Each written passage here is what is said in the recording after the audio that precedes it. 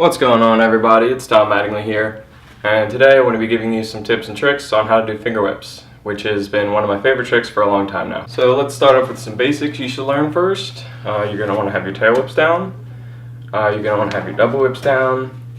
I wouldn't say double whip is necessary, but judging by how difficult this trick was for me to learn, if you can't do double whips, you're going to have a lot of trouble trying this trick. So now let's get into what a finger whip actually is.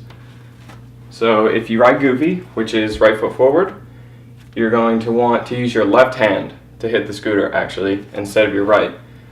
The reason for this is if you try to use your right, you're going to be doing a heel whip, which, you might have to land sex change. It's not good. It's going to be really hard to learn. That's how I tried to learn them. And as soon as I started using my left hand, they got that much easier. So to start off, you're going to want to pull the scooter straight up. A big problem I see is many people will pull out almost like they're doing a Superman, and this makes it impossible to get the deck back under you. So you're going to want to pull the deck straight up between your legs and hit it towards the back of the deck, right about here. And you want to get your hand on as quickly as possible so that you can get the rotation around.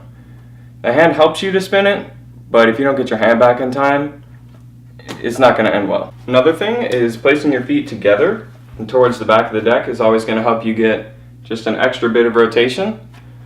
You're going to want to jump as hard as you possibly can for this trick. It takes a good amount of hops to learn this. I would say the easiest place to learn it for me was out of a big bank or a fly out.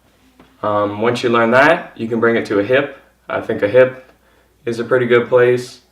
And then, maybe you'll work your way down to flat one day. So to recap, you're going to want to jump as high as you can. You want to pull the deck straight up, not out in front of you. Keep it straight under you. You're going to want to hit the deck towards the back, while also standing with your feet towards the back of the deck. And you want to get your hand on as early as possible so that you can complete the rotation. You can sit there and practice this all day long, but it's different once you're actually out there trying it, of course, but this really helps me get the rotation down. Once you learn these, you can learn tricks such as double finger whips, you can learn tail whip to finger whips, you can even learn mick whips, which is a finger whip from behind your leg, like this. The possibilities are endless. That's why this is one of my favorite tricks, and it's a little bit of a mind blower to people who have never seen it before.